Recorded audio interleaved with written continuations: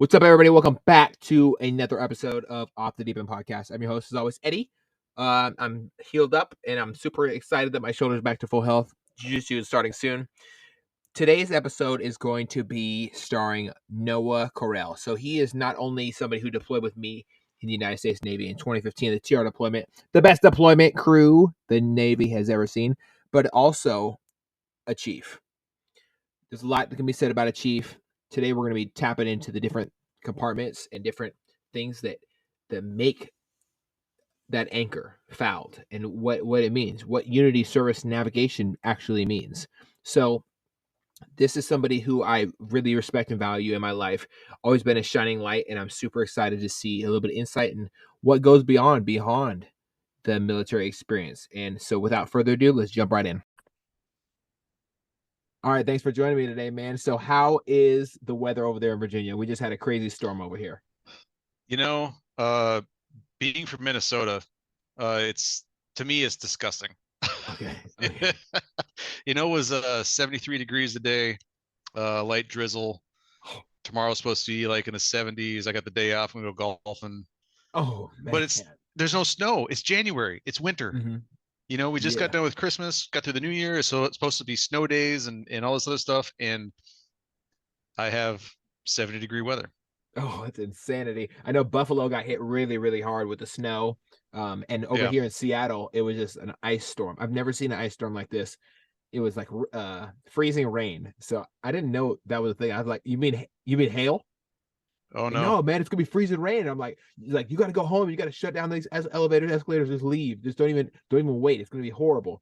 So there I am driving in my truck as this freezing rain is literally freezing the ground on the freeway, and I'm just sliding. Yes. And I just turned on the Tokyo Drift soundtrack when I almost hit the barrier. So my truck came to a stop. Hit the Tokyo Drift soundtrack, and I was just drifting. I drifted my way home. It took me like an hour to get home from Seattle. So there's Han rolling through Seattle. Oh yeah, it was only 30. It was only a 13. Usually it's like a 13-minute drive, but made it in 30. So enough about that, though. Tell me about what it was like growing up for you as a child. Growing up for me as a child, my dad was a police officer. My mom did a lot of accounting type stuff. I wouldn't say that I was well off, but I wasn't really bad off either. I started out going to school at a private school, Catholic school. Did that gig till about third grade. My parents got divorced. And I think the tuition was probably too much to keep going with the Catholic school stuff. So I went to public school. And after that, it's pretty normal, like as divorced parents and then having kids goes, back and forth every other weekend, enjoying as much time as possible with everybody. Grew up playing football, basketball, hockey, baseball. I was a band geek, so I did marching band in the summer. So it was a full slate, like so from my freshman year all the way. So you're like an athlete and then mixed with a geek, just like me. Just like me. I love it. Well, those band girls, they're wild. They're wild. But I grew up in Minnesota. Right, it's one time in band camp. So but no, I grew up in Minnesota. There's like 3 weeks of summer, the rest is fall, winter, and spring. And spent most of my time down around the Twin Cities area until my dad passed away when I was 17. Oh man, my condolences. I appreciate it. I have a lot of love for law enforcement. The ones in my area are great officers. I don't think, any issues that have been happening since way before 2020, they don't happen where I'm at. And I'm so thankful of that, man. I love our law enforcement officers and I love their families. So, you're a big part of him being able to serve, and you understanding that, sometimes dad might not come home. So I really do appreciate you for being a part of that for him as well. Yeah. He ended up not going in the line of duty, which was I'm thankful for, because I would have been probably about 13 or 14 when that happened. He had retired from law enforcement because he had cancer. And so that was a rough 3 years, but so my dad passed away a couple of days before his 44th birthday. Um, was living with my stepmom, going to school, doing that thing. Things got a little heated one night, got a little ugly, and I called my mom, and lo and behold, here I go up to northern Minnesota, where it's nothing but woods and lakes and dudes with big belt buckles. Yeah, So, the country. uh, yeah, the country. I had no Um, idea they had country folk up there. oh yeah. Oh Well, man. so they don't have that southern twang, Hmm. but their O's are really long. Oh yeah, you know what I'm talking about. Oh yeah, let's go ice fishing there and put our boots on, eh? Yes, I see. I see. I thought I was about to say I'm pretty sure all they have is Eskimos up there. So, but Yeah, like yeah. I white mean, Eskimos. some people call it Southern Canada, so Yeah, man. whatever. Hmm. And So, you were already into hockey at the time, so you probably fit right in the area. yeah, unfortunately, the school that I was at, though, that I graduated from, didn't have hockey. Mm, So I had to revert to basketball, and I had been out of it for so long that I played, I think, like one game, and I ended up quitting. mm. But I was the super fan, so I had the ref shirt. I was obnoxious to the referees. I shaved my Oh yeah. head Oh like yeah. ridiculous, ridiculous. Awesome. So, um, played baseball. I really enjoyed baseball up there. And I ended up joining the Navy out of there. The recruiter came to school one day. Everything sounded super cool. He had some really sweet pictures. My brother has already been in for about 2.5 years or so. So I kind of knew like kind of the gig. Hmm. Um, so I took the ASVAB and was originally signed to be a corpsman with guaranteed A school and C school and all that stuff like that. And I went back home to my mom's and my brother called me up. He's like, "Hey, what'd you get? What'd you do?" I was like, "Oh, I picked corpsman," because at the time I was young and my dad had just passed away, and I was like, "Oh, I can be a corpsman. I can help save some people I love it, and all man. this other stuff." And he was like, "I mean, that's all cool and all, but you know what corpsmen do, right?" Because my brother was an AW in a squadron. Oh, Corpsmen in squadrons, they check ball check sacks. junk and give Yeah. shots. Check ball sacks and give shots. So What do you he's call it? like, "Do you I think they really call them want pegger to?" checkers. Pegger checkers. Yeah, that's what Yeah, they call them. Yeah. yeah. He's like, "Do you really want to look at dicks all day?" He's like, "If you want to look at dicks all day, by all means, stay a corpsman." He goes, "But I think you can do better than that." So I called up my recruiter and I was like, "Hey man, so I don't want to be a corpsman anymore." He's like, "You talked to your brother, didn't you?" I said, "Yeah, Oh, yeah, I did." Because my recruiter was an AW also, so he was awesome. like, "Son of a bitch." So he's like, "All right, let me see what your ASVAB was." He's looking up stuff and he's like, all right. And you know that poster that every recruiting office has, and it's the four guys wearing Forged the by the red shirts sea. and they're carrying the Sidewinder. Oh yes. He looks at me, and goes, "You like playing with fire?" I said, yeah. He goes, "You want to be an AO?" I was like, "Well, what's an AO?" And he pointed at that picture. I was like, "Yes." Yeah, you know what? I as much shit has been talked about the aviation ordinance world and they don't like it. Not by me. I don't think I've already talked any shit on this podcast yet. There's still time. But There, it's I early. absolutely love it. I absolutely love it. I think that it's essential. It's arming our warfighters to go bring death to terrorists, little bums all over the world is so important. And it's not just for the movies like Top Gun. Like Right. there is nothing more special than for you guys, I'm sure, than when the captain comes over the 1MC and says, "We just dropped our 1 millionth pound of ordnance Yeah. on these little bums who are shooting at our Marines and this and that." And you know, it's a beautiful thing. You're kind of like the glue that puts our different armed forces together, whether it's boots on the ground, hooking up with Navy pilots, or a lot of different components. So I really do Right. that. I can't even be mad. I have to find the value that is really there in the AO world. So you know what? Thank you for Hey, being the glue. landscaping and population control, man. We'll get it done quick. That's right. That's right. Yeah. So I joined up. And growing up with me and my brother was always competition, right? Like every sibling, you always have competition. So he did something, so I did it faster, and he did this, and then I tried to do it better. Awesome. So, he went the slow route. So he, went to boot camp as an E1, graduated as an E1, went to AWA school, aircrew school, went was it the 996, and then so on and so forth. So when he came to my boot camp graduation, I was an E2 because they meritoriously promoted me. Yes. Yes. And How he was like, jealous "Oh, was great, he? it begins." He wasn't super jealous, but he was like, "Seriously, man?" I was like, "What? I can't help it. I'm Yeah. good." And you know, um, going up through the years and stuff like that, unfortunately, I ended up, you know, surpassing him because AWs it bottlenecks. And uh, the day I found out I made chief, he was not selected, and I saw my name on the list. I'm like, all right, cool. And I was like, now go down to the AWs. Where are the AWs at? Like, what? Who cares about the AWs? I'm like, where are the AWs at? Mm-hmm. And his name was on the list, and I was pretty upset about that. And I tried to call him, and it took him about 4 days to finally call me back. But yeah. Um, I can tell you have so a the lot of brotherly love com- for him, man. I really like that. I really admire that.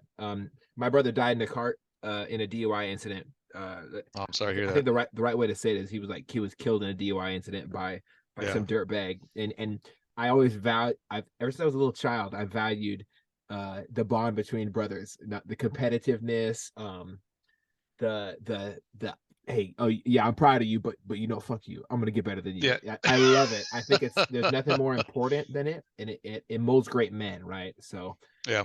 yeah, it's like a partnership. Even when the father is not present, and the mother has a brother there, together they can make something beautiful, which is a great human being, right? Yeah, So absolutely. Absolutely. yeah.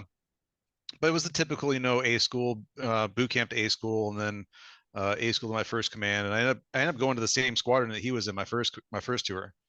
Yeah, so we were in the same squadron. He was my sponsor. So we'd walk around, and it was Petty Officer Correll and it was Airman Correll, and they're like, "You guys brothers?" We're like, no, just a weird coincidence. It's a weird coincidence. And we could, we let that slide for a couple of weeks, and then finally was like, just shut the fuck up. You guys are brothers. We're like, yeah, no shit. Took you this long to actually figure it out. Oh man, Um, I love it. but yeah, so my first command was with him. He was in the same command. Um, it was for about 2 years, and then he transferred, went down to Jacksonville to instruct, and I was still in the squadron. Met my first wife there. Um, had a couple of kids and did shore duty and got divorced.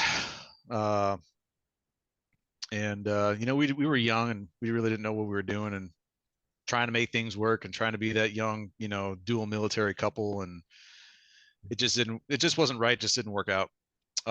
Yeah, that happens. Met, I think it's an important thing for adults to be able to acknowledge that you gave it the good old college try, you tried your best, and yeah, and it didn't work out, and you not bashing her is admirable. I wish more couples did that. That did that more. I would say failed relationships. I would say relationships that separated. I wish more yeah, people in those did that, because it's a mature yeah. thing. Because I mean, don't get me wrong. In the very early stages, it was pretty ugly both ways. Mhm. And that's just the the immature, young, angry, hurt person. Yeah.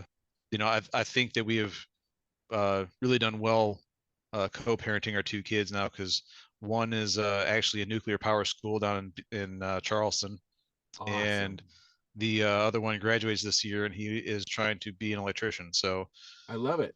I love yeah, blue collar jobs. I'm in a blue collar trade right now. Yeah. I know, I It's know. it's That's rough work, man. oh, I wish I didn't had the experience. I take that back. That's a horrible thing for me to say. I appreciate and value every single tough day and tough week and tough experience and tough second where my mind's challenged, where my body's challenged, because if it wasn't for me, I obviously this last year I tore my shoulder, and I went through an immense difficult time in my life because I don't do the whole get injured thing. I do the whole lift weights, pick everything up. If I can't think through it, I'll muscle through it, kind of Right. thing. But not being able to do that was tough for me. But I wouldn't take back that. I would take back getting poked in the by a used needle inside of the elevator, Pete. pit. I would definitely take that back. I would take back the pills I had to take afterwards. I would Yeah. take back all of it. But thankfully, nothing came of it. So, thank you to the United States Navy for injecting me with random things, so I Hey, have a you know great what? We're tolerance. pickled, man. We are Yeah, pickled. yes, yeah. I don't think I can contract anything. I might have already had it.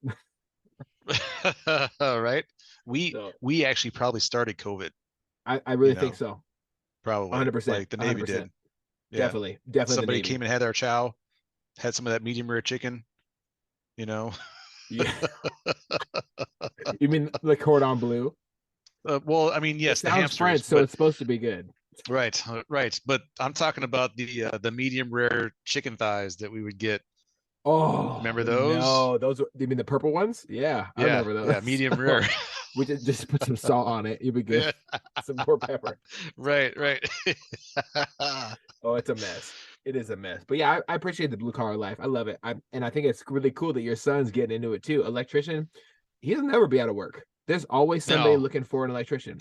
I right. I hire electricians when they're off duty to come do stuff in my house because I'm an elevator and escalator guy. I know elevator and escalator electrician stuff. I don't know normal household electrician stuff. And you know what? Maybe shame on me, but I have dyslexia, so I don't want to mess up my house. I'm okay with messing Right. up somebody else's shit. Right. Right. Right. Yeah. Yeah. Yeah. I can't Uh, I can't I can't start a fire in here and let it be okay. It won't be. Mm-mm. No. yeah. So then I met my second wife up there, um, and I bounced around. I've been east to west coast, like north and south, everything. So I started off in Maine. I did 7.5 years up in Brunswick, Maine. Made some really good friends up there. It's a beautiful country. Lobster is super delicious and super cheap. From there, there was supposed to be this mad rush to decommission and close down the Naval Air Station in Brunswick. So I was like, you know what? I'm gonna beat the whole crowd. I'm gonna get down to Florida first. My ex is gonna be down there eventually anyways, so I'll just go ahead and do that. I'll go to the John F. Kennedy. John F. Kennedy. Yeah. So I got the John F. Kennedy in 2006. Uh, it had one or two of the four boilers working.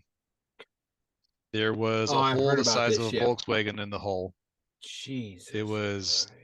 disgusting. None of the cats were in the flight deck. We didn't. The few times we went out to sea, we had no jets on board. Um, and but I went down there with the idea that I would go out to sea. I would do a deployment maybe, because I knew it was going to be decommissioning. And 6 months after getting there, they came out and said it was going to be decommissioned. So I was like, well, all right. Well, I'm already down here, so that should be easy day. I should be able to stay here in Jacksonville and be good to go. And they came down to do a decom conference, and I had just made first class. So they put you in and let you go in by seniority. Well, Mm-hmm. obviously, as a brand new first class, my seniority level in the first class association was all the way at the very bottom. Mm-hmm. So I was the last person to be able to go in and pick orders. And I walked in to pick orders. They said, pick a whole number in Norfolk. I was like, there's got to be something else. They're like, no. I was like, there's no Helo squadrons. There's no P3 squadrons. There's not another ship. There's nothing. They're like, no, you're the last person. So pick a whole number in Norfolk. I was like, there's Damn. nothing else. They're like, okay, all right. Pick a whole number in San Diego. Pick a whole number in Norfolk. It's blunt. I'm No, like, I'm joking. I'm like, seriously?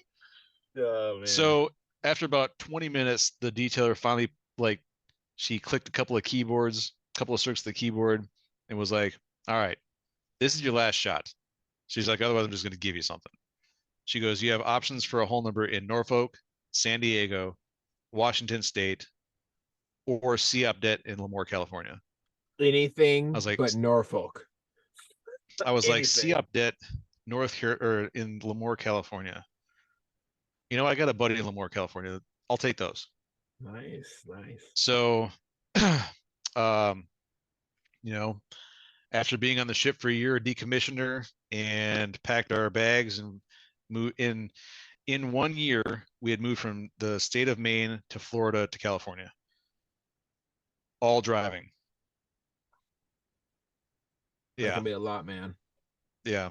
Wear and So tear. we get out to the Central Valley of California. Have you ever been there? Have you ever been to the Central Valley of Mm-hmm. California? Mm-hmm. The smog? There's Oh yeah. nothing better than tasting smog nine Oh months out man. of the year. It's just like it reminds me of entering Iran for the first time, and there's that Right. haze. You know what I'm saying? Yes. And Yep. then were there that many flies? I know we had a big issue with flies off the coast of Iran. There's nothing but flies in the sky. So there's flies, but then you're just surrounded by farms. So Oh, depending on the season, it's either onion or garlic, or there's cotton blowing over the place. oh God. I can't remember. I don't think they did corn. They might have did corn. Anyways, hotter than shit. It's dry heat, which actually isn't terrible. Dry heat's not bad. Dry heat's not bad at all. It's You the know, wet because heat when you it's gotta look out 110 for. degrees out in the parking lot, it only feels like 95 Yeah. or so. But Yeah. so I did 3.5 years out there. And when I was out there, I deployed to Iwakuni, Japan, twice, because I lucked out and was able to get and be a part of the unit deployment program, which is an F-18 squadron that goes over to the Marine Corps Air Station in Japan and plays Marine for 6 months. Oh my God. What a that's a now that's a billet. Right. Yeah. I like And that. if you, I'm sure you know that Marines at the E6 level are considered staff NCOs, They're which big is the dogs. equivalent of an E7 in the Navy. Oh yeah. So when I go over there to my barracks room, I've got my own suite with a full fridge and a whole bathroom, a king size bed, and it's just for me. Oh, Now, the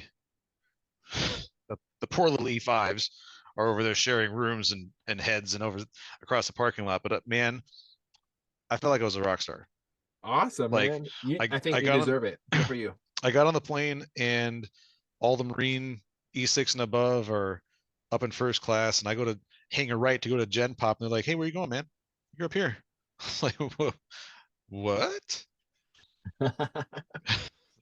So there I was. So I did that twice. Um, and Japan is an amazing place. It's for the most part, it's clean. The food is great.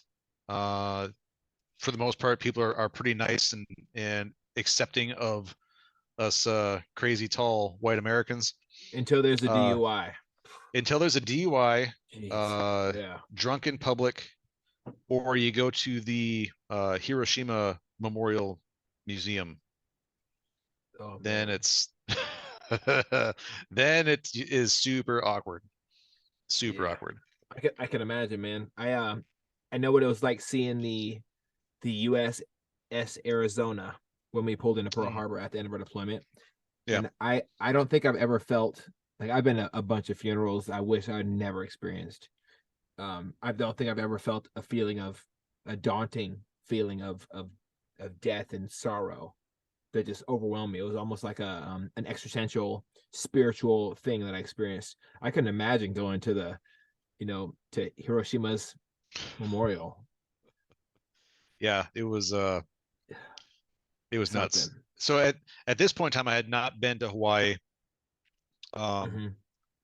so I didn't know and hadn't seen. I mean, I knew of obviously the Arizona and the Mighty Mo and all that stuff like that, but I hadn't, seen it and been there. But yeah, you're absolutely right. Like pulling through and coming through the channel there to go to the pier, and you're rolling by all the houses, and the kids and families are running and waving, which is like super weird because that doesn't happen here, but it still happens in Hawaii.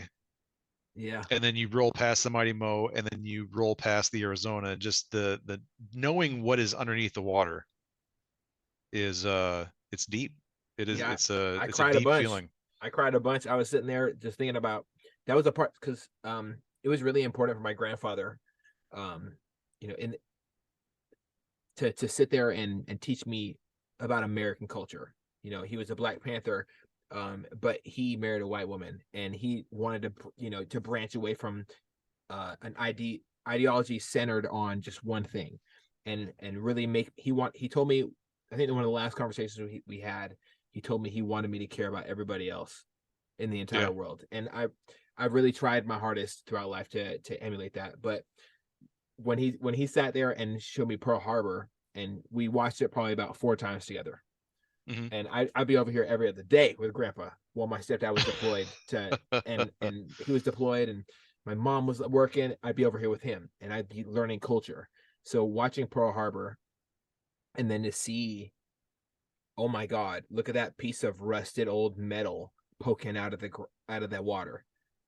Yeah. That is a lot of lives, and a lot of hate, and a lot of anguish, and a lot of pain, and a lot of beauty, and a lot of ugliness that Yeah. humanity has poured into one moment, which is that first, that first bomb, that, excuse me, a torpedo. I don't know how to describe it. A torpedo bomb that smashed an anti-ship missile from an aerial deployment, that Yeah. smashed into our ships. And when we pulled up in Hawaii, I looked to the right and the left, and I felt like we were like 10 feet. I felt like we were way too close to land for my comfort. I'm gonna be honest. We're in an aircraft carrier. We're not in, it's like 1,032 feet ship. We're not in a Right. small boat. Why are we this close to land? I was Right. terrified, man. No, what got me was going through the ditch the first time. Mm, That was nuts. yeah. The whole Suez thing is Oh God, dude. it's a trip, man. Oh yeah, Like you hear about it, right? when we went through it, they were taking small arms fire. The people, they have the quick reaction force on each side of the ship. Yeah. They were QRF was taking fire on the port side of the ship at the time, and I was like, oh, we better fuck some people up. Where the GMs at? And so I started yelling at the GMs. I'm like, you see what's going on? You ain't reporting it. Come on, let's get active. And no, no, no. They got Mm-mm. it. Yeah, They ain't shooting us. they ain't shooting us, right? So it is what it Yeah. is. But Oh, man. um yeah, it's the whole Hawaii thing. I wish I was able to spend more time there. Like it wasn't a long Mm. enough time We had to two be able to go. And days. 2 days. It yeah. was highway robbery, and I ain't for it. Yeah. Mm-mm. So while we were on the transit back, or maybe like halfway through cruise, uh I got the whole Dear John letter basically. Um and she was living back up in Maine with our son and her daughter. Um, and I at that point in time, I really kind of dug deep into, you know, who I wanted to be, and I was trying to take on board what she was feeling and trying to see if I could fix that. So I did the whole marriage class things up at the chaplain or up in the chapel. I did a lot of praying, a lot of listening to music. Um, just try to change, I guess, change who I was, to try to make things work. And when I got back, it ended up not panning out. So like the last half of the deployment was pretty rough for me. Um, What but it was which deployment are we talking about? Just so I'm on the same page, the TR brother. I had no 2015. idea, man.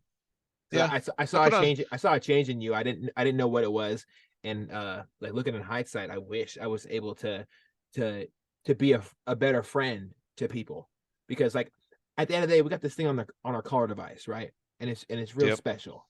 We worked so hard for it, but every now and then we got to break those car devices off and check on somebody. And you're Oh, I the hear you. second person that I really wish I was able to, because I saw a difference in you. Your smile wasn't as full as it used to be, and I wish I would have been able to, check, say what's up, man, how you doing, you want to go, like I stuck a bottle of whiskey on the ship. I wish I would, you want to take a couple shots and just talk, dude. I wish I would have said that to you, but Yeah, I sit there for that would another have been friend. nice, man. I would have appreciated it quite a bit. Um, but no, I mean, it was a rough time, and you know it. I was able to come through it Yeah. and get through it, and work through it. And I started to get some counseling. I ended up talking to remember the cool chaplain on the GW, Oh yeah, absolutely. He was Hatton, the best. Lee Hatton. Lee Hatton. He was an AO before he Mm, was a chaplain. So we badass. kind of had the common ground. Um, but yeah, I sat down, was talking with him. Um, and he kind of helped me realize that it's not necessarily about me, and people change and grow and do all that stuff. And me and the second ex are not super that's what I'm looking for. We don't work very well together. Yeah, Uh, not cordial. Yeah. and we've got a 14-year-old, and I wish it was a little better. And hopefully, in a year or two or so, it'll start to kind of swing in the better direction. But it kind of is what it is. But I ended up finding my forever wife on the G Dub. Do you Congratulations. uh, do you remember the DAPA? Of course, I remember the DAPA. Yeah, that's my wife. What? Yeah, No way. yeah. Congratulations, brother. I think Thanks. it's a horribly and I wouldn't say horribly. I don't even have a word big and dangerous enough to say, but it's a overwhelmingly beautiful thing when people find the person they're looking for. And normally, from my experience, of course, it shows up when you don't expect it. If you don't expect to find the person that knows your soul, who knows, the Absolutely. person that you want to be and wants to see you there just because, for no reason, Right. just wants to see you there and is able to, be there with you. So I love that you found your forever person. You know, Yeah. It we was we put titles on shit. We put titles out there like wife, girlfriend, significant other, spouse. Like that's the naviest one because it's I don't know. I hate that. I hate that term. But there's so many yeah, me different too. terms out there. I love how beautiful it is when people find their person, someone who Well, gets you. Yeah, yeah, it's funny because I was not looking, right? And I wasn't yeah. even like expecting it to happen. Like I was dead set on doing my 20 years. I was going to move back to Maine. I was going to be a corrections officer so I could be around my son. And you know, Alexis Alvarado, Mm-hmm. he uh he was getting ready to transfer, and obviously being a corpsman, uh he would go and eat lunch with Charlie or Oh Charlena. yeah. That's And as he was leaving, we had this thing in the mess, and he would always like if I was in the mess first and he came walking in, and like whoever saw whoever first was like, "Hey Alexis, hey Noah," so on and so forth. And like I said, about a month or so before he transferred, he got Charlena to do the same thing. So when she would come in the mess, she would holler, "Hi Noah," and "Hi Charlie," and yeah, we would just sit there and we would just talk, about everything and anything. And she was going through a rough patch with her relationship.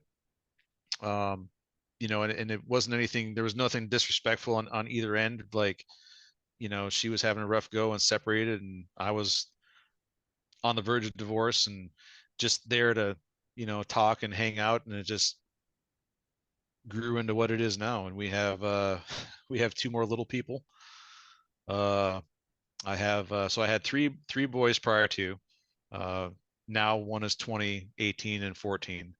And Charlene and I have a 3-year-old little girl.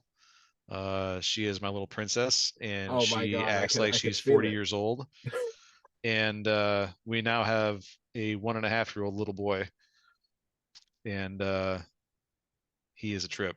He loves Wow, shoes. that is completely beautiful, man. I love it. I always find that the most amazing flourishes of love and you know a great bond between two souls usually appears completely naturally when you're not looking for it, when you're not out there saying, hey, you know what, I see all these things in you, I really want that, and then you find out it's just lust, or you find out it's Right, it's it's great, it's perfect almost, but it's not meant to be. And I right. love that you found your person. I love it. I can see it all over your face. You start talking about her. You, oh man, yes, Lord, someone is in love. I love it, dude. I completely love it. Um, I, I'm one of the most lucky people in the world because I found my relationship way before I was even ready to be in a relationship for the rest of my life, before I even knew what that meant. But I knew that something attracted me to this person beyond life's explanation. And so for me, it was super simple. It was Yeah, super that's simple. awesome, man. I could not be more thankful or appreciative for the blessings of life and my friends and the beauty of America and everything that the world's given me. Are you thinking about making a podcast? Spotify has a platform that lets you make one, and if I can figure it out, you definitely can too. You can create your own content all in one place for free with zero hangups and even earn money as soon as you get started. Spotify lets you record and edit episodes from your phone or computer so you can go mobile, just like I enjoy to do. My favorite thing about it is that you can create video episodes if you wish and upload them to wherever podcasts are heard. You can even set up subscriptions or, if you're like me, listener support options for listeners to help you grow. I 10 out of 10 recommend the Spotify for Podcasters app. Or, why don't you just step over to www.spotify.com/podcasters to get started on your own podcast. Well, I'm super happy that you found your forever person, man. I know somebody who is a mutual relation to you and myself is BMC Edmundo Brontes. Come on. There are so many khakis in the world, right? And as junior sailors, we look up to this person who a lot of times it can become the father or the mother or the uncle that we never had. Right. I'm so thankful that he was there for me when I lost my father when I was deployed. I didn't know that I was going to have such a major struggle with loss of life super close to me until I had somebody who was like, listen, you're going through a tough time, but I'm here for you, man. And then you get the sense that you're okay. And then you fall apart. Like I'll never forget. He pulled me down to the Chiefs mess, and I think you and a couple other people walked up to me and like, oh, this guy's great, and you were like, basically giving me my props or whatever for who I was as a sailor, and it was this huge culmination of emotion and pride and self-worth that really pulled me through. So I wanted to thank you for that. But man, I think there's something really special about the leadership that we had during the TR deployment in 2015. Yes. You already talked about him, Alexis Alvarado. So, he's not a mister. I should never disrespect him and say that shit. Oh, ever. God.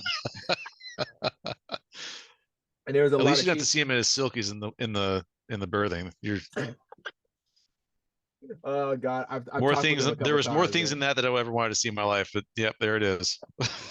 He was young, he was wild, and God, smart, horribly intelligent. Way too smart for me because I'll never. I got really bad dyslexia, so I'll never be that intelligent. But he's really intelligent, man. Yeah. Mm-hmm. Yeah, I trust him. Super. If I was bleeding out, I'd ask for him, for real. Right. No, now back to Monday. That dude. What a giant of a man in a small, swole, compact body.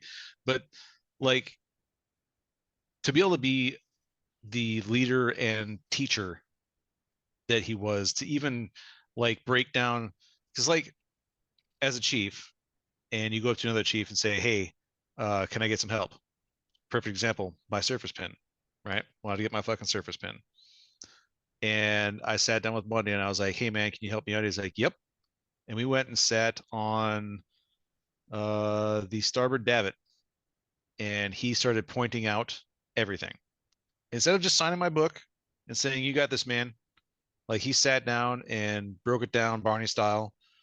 And like it was like I felt really good about being talked to for an hour and a half about freaking bosun's mate shit. Yeah. Like yeah. It's what's the heart at the end of the day, anybody can say their rate is great. I agree. I think every rate is super awesome. There's so many different aspects that we all provide to the United States Navy. At the heart of all that is the original old school sailors, the ones with hold fast tattooed across their hands with line. I got it tattooed across my biceps. It's one of the things that was said to me in the worst time of my life, and it really stuck with me. People who have crossed anchors tattooed here, people who will bring on food to ships, letters from your family. When a helicopter can fall out of the sky, a bosun mate will make that shit get across the high line, and you'll get your motherfucking letters. right.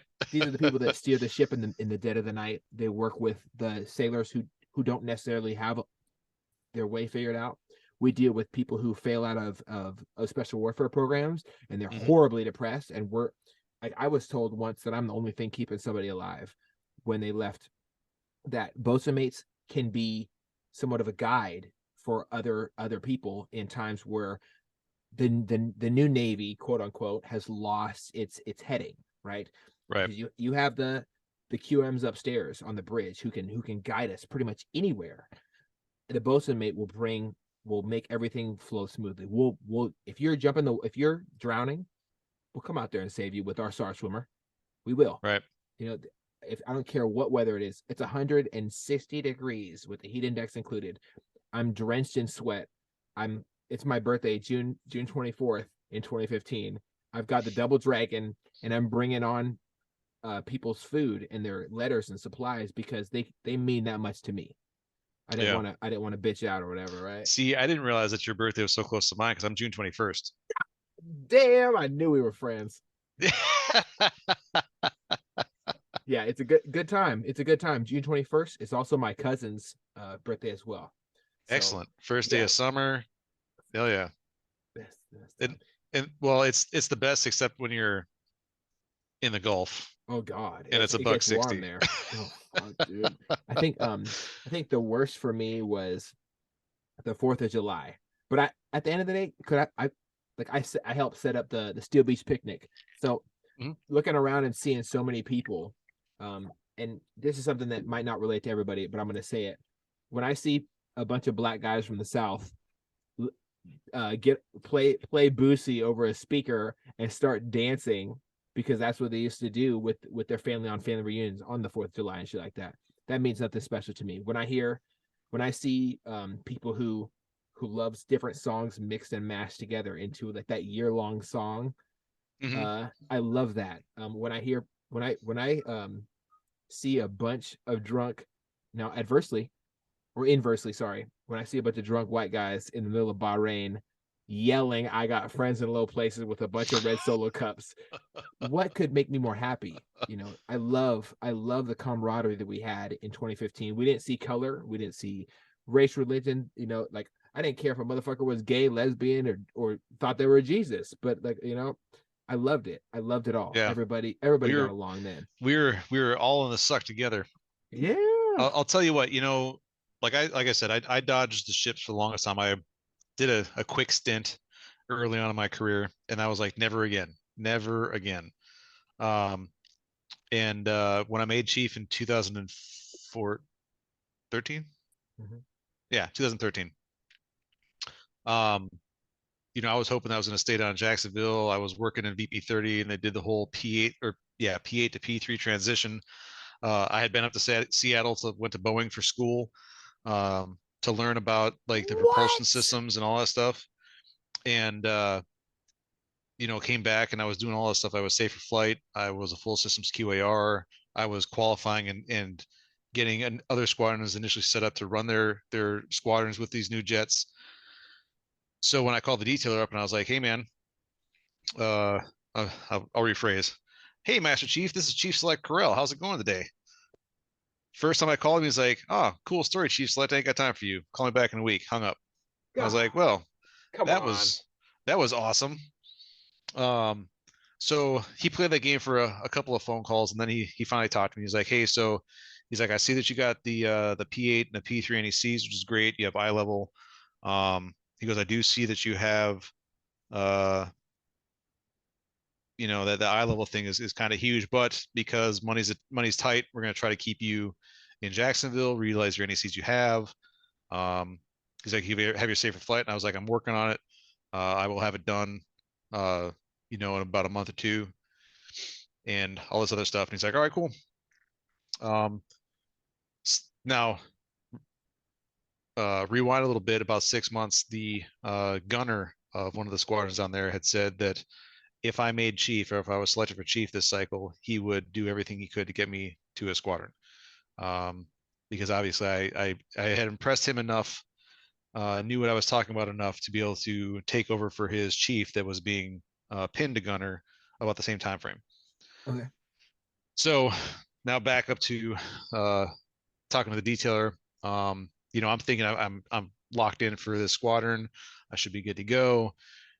So I call him. He's like, all right, I got your orders. I was like, all right, cool. Where am I going? He goes, Theodore Roosevelt. I said, haha, that's funny. Where, what, where am I going? He's like, I told you the fucking Theodore Roosevelt.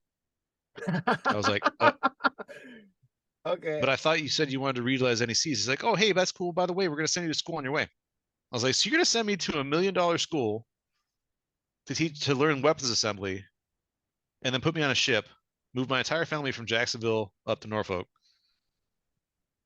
when you could have saved about, I don't know, a million plus, keep me here. He's like, yeah, well, you'll thank me later. I mean, I was like, you know what? I don't want to go, but I know if I want to make senior chief, I have to go to a ship. I Oh have to. hell yeah. So I was like, you know what? I'll go ahead and I'll own it. I'll go to school, go to the ship. It turns out, do you remember he left before, was he on deployment? Maybe not. Jason Fry, he was a AOC. Absolutely. AOC Fry is a Yeah. motherfucking badass. I actually have our deployment book pulled up right now. And I just found the picture of you. Ah, It ah. took me a long time to to have the, you know, like I've lost a lot of friends to, unfortunately, to taking their own life that I Mhm. deploy with, and friends around there that went to different, commands that took their life and stuff like that. So I just started having the courage to kind of reach in here, but I got a bunch of names in here that you and I both remember. Our AOC Noah Correll. Yeah, I've heard of Mhm. him. And then you got ATC Gerbert. You know he's a A Master Chief now? He's a Master Chief. No way. And then you got Yeah. ATC Jamal Williams. I call him the outspoken king on Facebook because he brings up a lot of valid points and he has good Yes. perspective on a lot of things. And it really makes me question myself because he pays attention to stuff in all his free time. Good Now that he's old G Dub oh or yeah, J now Dub. yeah, Yep. now he's retired now, so he has all his time. And then AO1 Brian Gant. Oh, my buddy Brian. He was in charge of So my duty section. I got a funny story about Brian. So I you know checked on board the ship, was in weapons department for a little bit, and then got pulled up to AMD. And I was sitting there and I was talking with AO and Gant and trying to get the skinny on how everything was going and what they needed, what he was looking out or expecting of me, and what I was expecting of him. And he was like, "Man, you're kind of young." I was like, "Yeah."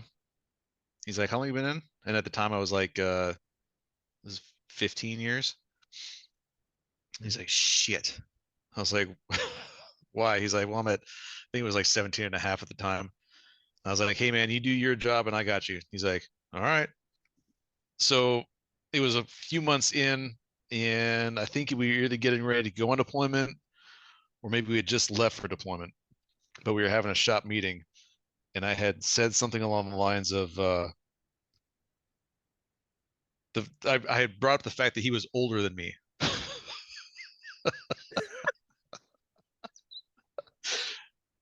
He let that ride through the meeting, and then after he's like, "Fucking Jay, Chief, what the really? You got to bring up fucking age." I was like, "Hey, man, I wasn't really thinking about it. It just kind of came out. It's my bad." And he's like, "Please don't ever do that again." I was like, "Yeah, Mm. okay." And then every other fucking time we talked about it, he brought that shit up. Remember that one time you told everybody that I was older than you? Oh man, that is a mess. God damn. Yeah, I remember there's so many beautiful individuals. I never realized how great the world is until I joined the Navy and saw so many people. Like, I think one of my favorite things to do would be to walk into random offices. And I always walked into AIMD. I swear, the Master Chief with the Black Death Coffee Company, I think he had up on his stuff up Newman? there. Yes, yes, Master Chief Newman, and him and his crop haircut. I really, really wanted to recommend him to a different barber, but that's just how he liked his haircut. But his was always on point. I can't talk shit, right? It is what it is. But I loved him. I loved his attitude. I love the coin he gave me. I'll forever cherish it in the beautiful shadow box that my wife made me with all my. I have like 58 coins. I think the last time I checked, I got like 58 coins. I just got another one from Army Ranger last week, so I'm pretty pumped about it. But you know, I like I'll never forget his coin. I'll never forget the words he told me in his freezing cold, perfectly air conditioned office right there underneath my berthing in the forward part of the ship. Right, I think it was like frame like 18, maybe 1920, where his Hmm. office was on level one. All right, deck one. Yep. Sorry, my apologies. I'll never forget any of the officers in the great khakis. I'm not going to say there were any great officers because there probably weren't, but there were so many great khakis. Especially that chief mess was special to me. It really meant a lot to me to be invited down there multiple times. Um, to the Chiefs mess to sit down and learn more about the next level of the Navy when you're done with the enlisted world and you're able to look in and guide these junior sailors. And Hmm. that leads me to my next question. What does leadership look like to you through your career? Uh, it has a lot of different faces and different hats, you know. Um, I I tried to model my leadership off of probably the first 7 or 8 first classes and chiefs that were in charge of me. Uh, and to include a couple of sec classes, because everybody starts off, as a junior sailor. When you learn who you want to be and not be all at the same time.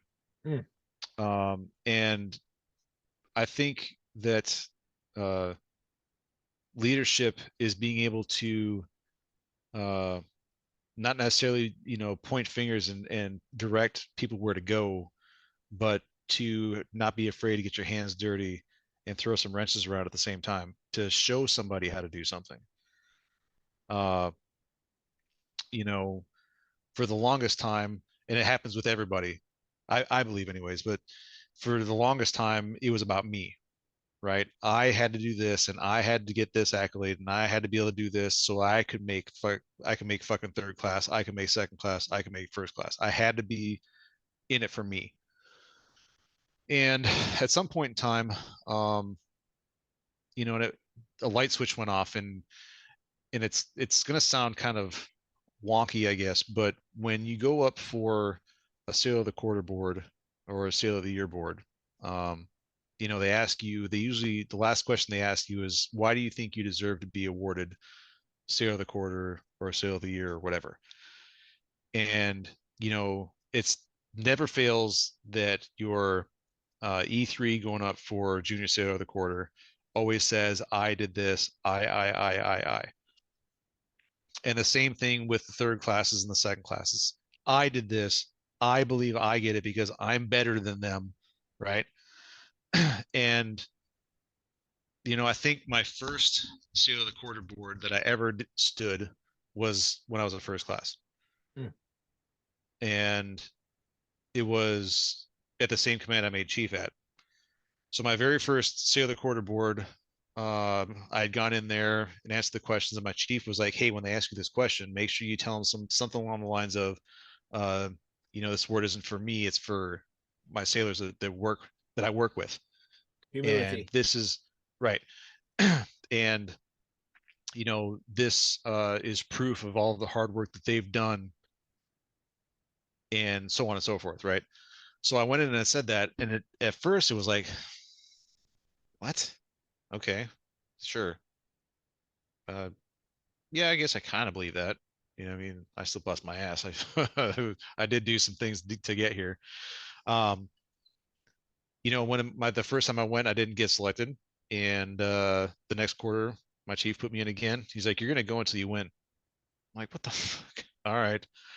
So then I kind of perfected what I would say, right? But then I really meant it. It got to the point where the light switch clicked, and I really meant, you know, that the reason I'm here is because of my junior sailors. Everything that they do reflects on me, and that's why I'm here.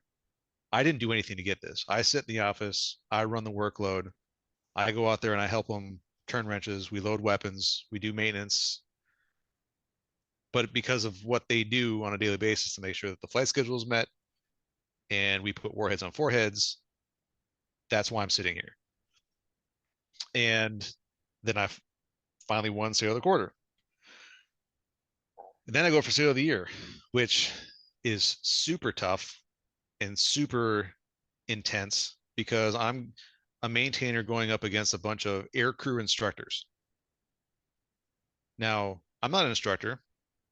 I just sit down in the maintenance department, turn wrenches, do my thing. And I'm going up against these dudes that sit in front of students all day long, rub elbows with master chiefs and officers on a daily basis. They're in the same P ways as the CO. And lo and behold, I knew all the answers, or I was the most confident in my answers, and they liked my final answer with the question. Um, but that brings back to the leadership part of wanting to do for your people and making sure that they are recognized for the work that they do, right? Uh, One of the things that kind of took me on a downward spiral with my mental health was when we were at the GW. I had a couple of master chiefs that did not like AOs. They were very vocal about it. And that's pathetic. Like, So it I goes without right off saying, the that's jump, absolutely pathetic. right. So right off the jump, I'm already at a disadvantage, right? Uh, I couldn't ever get up to their expectations, and every time I turn the corner, I get something that drops me lower on the ladder.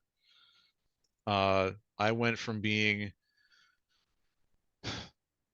when we left the TR, I was probably middle of the pack, most must promote, which should have freaking just been an easy progression into the early promotes, so on and so forth. Mm-hmm. And I went from that to a P. Um, and not a single one of the sailors that transferred got an end of tour award, even though I wrote them up. And when uh, it came time for me to transfer and for me to get my end of tour award, I did not get one because I had been dating the Command Dabo, which is fucking crazy because first of all, we're both chiefs. Yeah. Secondly, we're in You're different leaving. departments. Thirdly, uh, we're in different duty sections. Fourthly, I'm transferring. She's transferring. So, uh, so yeah, it was a pretty rough time. Now, Charlena was the light during most of this, but it was still a pretty dark time. Um, and I didn't really take the time to try to get any help for it. Uh, Once that type of stuff started, like Chaps Hatton helped me get through the divorce. Um, and helped me realize my self worth, and then meeting Charlena and growing with her and becoming actually becoming who I actually was and am, and not trying to change for somebody. Um, Absolutely. but yeah, at the end of my tour on the George Washington, it was pretty rough. But I transferred and went to the brig and was staff there, and I really enjoyed it for the most part for about the first year. Um, the CO was absolutely amazing. Probably the best CO I've ever had. I don't want to He interrupt you, but I had a question. At the Yeah. time you were at the GW, were you with Lieutenant Simonis? So he was in weapons department, yes. So he used some weapons. Okay. Yep. He's good people too. He's actually lieutenant commander now also. Congrats, man. Um, Awesome. And you were and there with Lieutenant, or excuse me, with AOCS, Hart, correct? oh, Chuck? Yes, Yes. Charles. Yeah, Charles, yes. yeah, Yeah. yeah. So that was your crew that you were with. So you were with good people at the time. Oh yeah, yeah, yeah. But yeah, getting to the brig and the CO. The CO was super down to earth. He was down on the deck plates, talking with people all day long. Uh, Frustratingly enough, never went to the Chiefs for anything. Always went to the junior sailors to ask them what they needed, which don't get me wrong, it was good. Uh, a little bit too much sometimes, and we talked to him about it, and he was like, "Oh yeah, Chiefs, I get it. My bad. I'll try to work on that." But he was huge on morale, huge on people getting education and time off as much as possible because it's a 24/7 deal working at the brig. Um, and even got to the point where he was sending chiefs and above out to uh, civilian schools for leadership courses. Excellent. And I was lucky enough to go to Duke, to the Fuqua School of Business, and spend a week um, learning fundamental leadership with CEOs and COOs and presidents and vice presidents of huge major corporations from all over the world. Um, and I'm super grateful that he uh, was willing to do that for me. Um, and his only request was that I pay it forward, and I push people to do the same thing. So anytime somebody came up to me and was like, "Hey, Chief, I'm thinking about going to school. What should I do?" I'm like, "Well, do you have a degree plan? Do you have an idea of what you want to do? If you don't, that's great. You can get your generals knocked out. Spend a couple years with just a general liberal arts degree or whatever. Um, but do it and stick with it and don't give up. Um, because even like starting out in the Navy, like people would start going to school, myself included, and stop. I don't know why I stopped, but it is what it is. Um, but leadership is about taking care of your people and knowing how to talk to them because everybody's different, right? You can't talk to everybody the same way. And I 100%. had 100%. I had a couple of slip ups, and thought I could talk to a sailor a certain way, and it We turned all out do. it did not uh, end well. Because and I know it's the same way in the bosun's mate world, but in the AO community, everybody dogs everybody. Everybody makes fun of everybody. Everybody talks shit, but we work hard, we play hard, and nobody else is as good as we are. 100%. And 100%. I would say with the uh, Postmate world, one thing we have that you'll notice it's very similar with the. It's only time I found a similarity is with the infantry and with the grunts and the Marines, and I say that with full understanding of what that means because I spend a lot of time interacting with them in nowadays. So mhm, when I'm talking to them, a big major contributing factor to us being able to find common ground is the grunt lifestyle. Like understanding that we have a tough job, but it doesn't matter. And right. a lot of times I remind people from those from more combative career fields in the military that hey, you know, I understand that you did comment and I love it and I appreciate it, man. A lot of motherfuckers have gone through similar things that you've experienced. You might find common ground with them too. So it's someone from AIMD or somebody from the LS division might be in a big mess up, and that might have some common ground with somebody who is in a combat role. So I love the the way we can all interconnect and have Mhm. similarities here and there. And something I can definitely say is that I definitely can relate to what you're saying, man. Yeah, sometimes you might say the wrong thing to the wrong people, but we're everyone from deck, like most of them are from the hood. So me and them got along really good. I told him, Yeah. hey man, I don't have time for your bullshit today, man. And fuck man, you're right, I'm bullshitting. We're able to find common ground. Right. And that's just a matter of lingo. It doesn't even matter of experience. I don't care if you're Right. from the worst part of Broward County in Florida. I don't care if you're from Mm. the trenches in Chicago. I can find common ground with you if I just change my words a little bit and apply the knowledge that I've learned throughout life. And Right. it sucks when it don't work out. I'll tell you that, man. Some people, some people just got a chip on their fucking shoulder.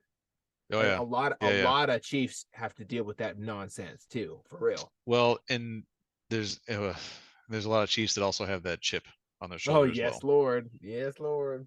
Yeah. But no, so talking about having that common ground in uh when you go to or brig duty is it's every rate in the Navy. It's Hmm. not just like, aviation, and it's not just a deck, whatever. Uh I was actually filling a an EMC billet, and I had a couple of AOs, I had a bosun's mate, I had an IS, I had a PS, I had uh CSs, LSs,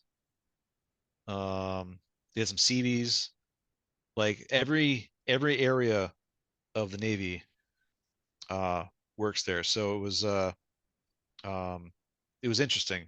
I learned a lot while I was working there, and um, you know, from the junior sailors that were there. Actually, one of the sailors that was in my watch section was on the TR also.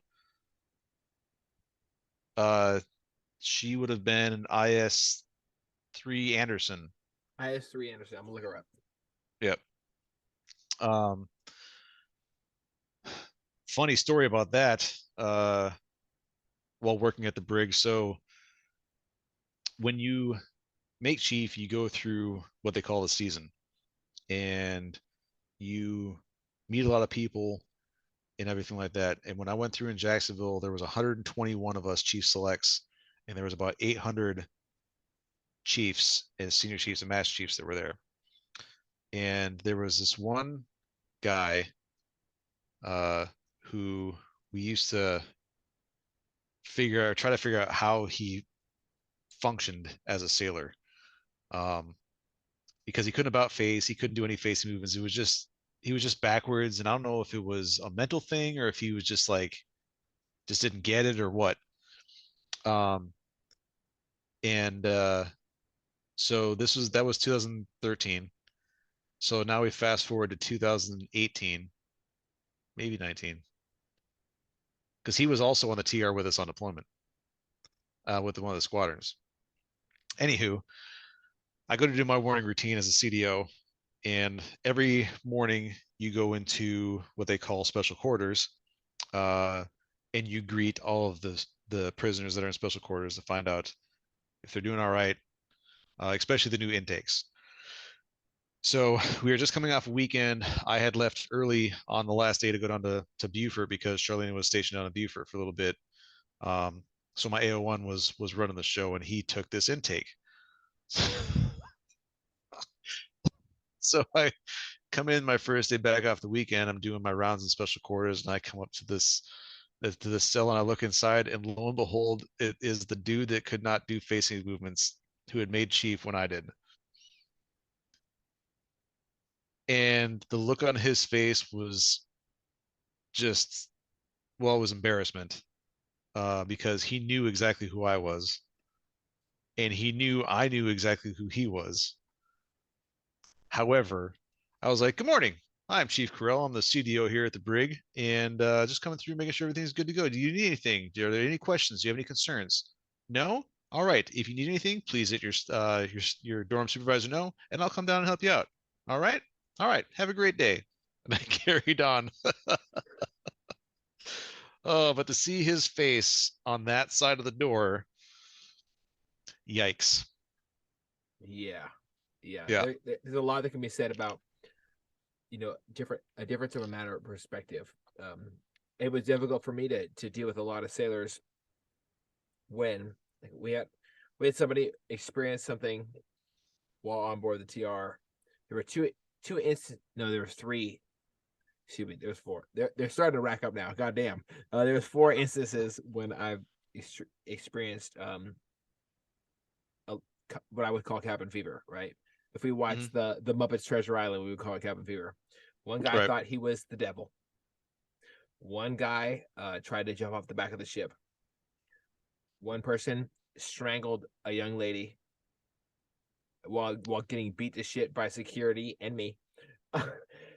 Was that the Uh, one that so he let for go. It the was some reactor guy try to kill a young lady. because she said she hated country music? Yes. Yeah. I was the I was the brig supervisor for him. Yeah. I fucking sent, I don't know, at least 20 knees into his ribs until he Yeah. couldn't, like, he couldn't breathe. And then he, like, there was like a few security guard guys, excuse me, naval security officers, trying to step in and save her. She was, they were like, she was like an inch away from death. I'm gonna be straight up. So like, I thank God we were all on the same page. Like, we have to stop this guy. He was not Yeah. letting go. He lost his mind. He snapped. Um, Yep. and then unfortunately, a young man trying to jump off the back of the ship, and me and the rest of my boatswain uh, POs, we just got done with a petty officer meeting, so we pulled him off the back of the ship. But man, people can lose their absolute shit when they're isolated from the rest of the world. It's like you're unplugging them from the rest of the internet for Right. 25 seconds in modern Right. day society's young men. So the military has so many great aspects, and leadership is such an essential role. Um, Recently, I've had a lot of sailors on my podcast where, and also soldiers, and hopefully soon some Marines and some coasties and whatever the fuck they call the Air Force. I hope every now and then I can get one of them on. I guess, like, yeah. I hope that. Astronauts, I hope astronauts, right? Space Rangers. So Space hopefully, Force. space forces. So so hopefully I get, shout out to my stepdad who was in the Air Force. Hope you enjoy, motherfucker. I love the fact that leadership is such a crucial role. What are some lessons you learned as a leader from your junior sailors that you would have never thought you would have been taught? Mm, shit. It's funny. I learned a lot from the guys on the TR in 2015. You included. Um, What? Me? Shit. I mean, gotta have a good time, right? Yeah, you gotta have a good Gotta have a good time. time. Gotta have a smile on your face. No matter what shit you're going through, have a smile on your face. God damn. Uh, Wow. I really appreciate you saying that, man, because for a lot of different reasons. Um, I didn't expect to be going through the tough time I was going through when I deployed, uh, or at all. I never expected to be out there going through a tough time, and I mhm. I tried to pay it forward. There's so many people that are there for me in that tough time. I probably said tough time about 12 times so far. So, Edmunde Brontes, Sanchi Fosbury, I can go down the list. But losing your father, the man who's supposed to guide you in life, when you're out at sea, it can leave you feeling like your compass is fucking broken. And I have to do my best to pay tribute and be thankful for people like him, like you, like the Master Chief in AIMD, like Chief Bunton down in LS, who let me use his phone to call the nurse to tell them to pull the plug. Like, God, there's so many different Master Chiefs on that ship. The Master Chief that was in charge of supply at the time in 2015, Mhm. who mentored me when I was at the worst part of my life. If it wasn't for people like you, like Edmundo, like, Douglas Oxbury, like, fuck, dude, like, I can go down. If I wrote a list, it would be a long one, but there were so many people who kept me so grounded when I felt lost, and Yeah. it was beautiful, man. So I'm glad to be a part of life lessons, but it was Yeah. because of all them. I think we all help each other. Right. Well, and another thing too is like having it's one thing when you're younger and you have somebody younger than you correct you, right?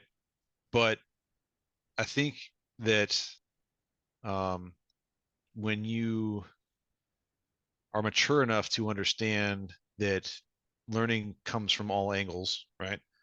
Uh I think it shows that you are truly, a man or a woman that can take a lesson from a junior sailor, uh, even as simple as being corrected because you quoted something wrong, Mm. and be like, oh shit, you're right. Good on you. I appreciate that. Right? To be able to take that on and use it instead of being like, shut your fucking mouth. You know what you're talking about. I'm a fucking chief. I don't fucking pay you to fucking think. I pay you to turn wrenches. And Right? there are those douchebags Oh out yeah. there. Yeah, Absolutely. we've seen them, Absolutely. Absolutely. and they don't pay us. The Absolutely. Navy But does. one of the things that I learned and I really took on board and I tried to do daily uh was whenever you're having a bad day, right? As a leader, um your junior sailors probably have it worse because if you're having a bad day, what do you normally do? You normally take that shit out on people, Mm. right? Hurt Or you people, don't hurt pay people. attention to something, or so on and so forth. So whenever you think that you're having a bad day, somebody else has it worse. And as long as you can keep that mindset, um, when I kept that mindset, I feel like I did a better job as a leader, and I did a better job for my guys. Um, and I also changed the phraseology of all the sailors that worked for me to all of the people that worked with me because we all were in it together. We all had one thing we needed to accomplish. So it got to the point to where I had little side bets with the guys when there was a gun jam because of the time I spent in California. I spent all of my time in the gun shop, so I worked on the the gun Oh, systems. I'm I'm not But jealous. I Don't had a look at me couple of like that. I had a couple of guys that were working on the M61A1s and M61A2s, and yeah, I'd be like, hey, so what's the problem? They'd be like, oh, the gun jammed up. Well, what happened? Not quite sure. We got brass stuck. I'm like, all right. So like it'd be something like, hey, chief, we dropped the transfer unit, but we can't get it back up. Okay. Well, did you do this, and this, and this? Well, no. Were you reading the manual when you did it? Yeah, it was open. Okay. But it was so I would go in there and I would do it, and then I would take it back apart and be like, now you do it. Were you paying attention? Well, kinda. All right. Well, then we'll do it together. I can And I already should have feel the embarrassment they felt, like putting myself in their shoes. They're like, oh, wait a second. You weren't supposed to know all that. Come on, man. Don't do me like this. right, right. Why does Chief know so much? Damn. So I think it was probably the second gun jam, and I was able to troubleshoot it before it was even dropped from the jet and come down to the shop. Um, they they had nicknamed me the Gun God.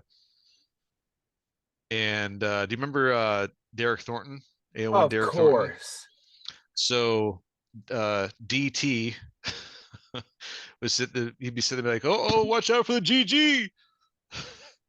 Man, I love it.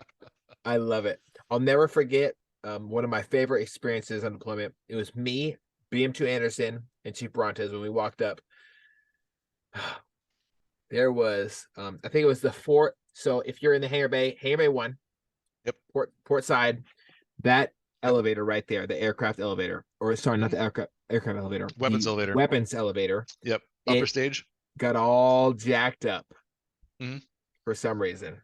I'm pretty sure somebody crashed something into something else, and we were able to grab our rigging gear and use a 5K to unfuck the fuckery. And I don't I laugh every time because AMD Master Chief at the time, he was looking at me, he was like, God damn, like he hated my guts for sometimes he hated my guts. Other times I can tell you that he appreciated my my knack for forgetting the rules and ignoring them and thinking them as things to be bent and Your broken and ingenuity. destroyed. I would call it ingenuity. Other people would call them breaking the rules. And I think So he might have called it that.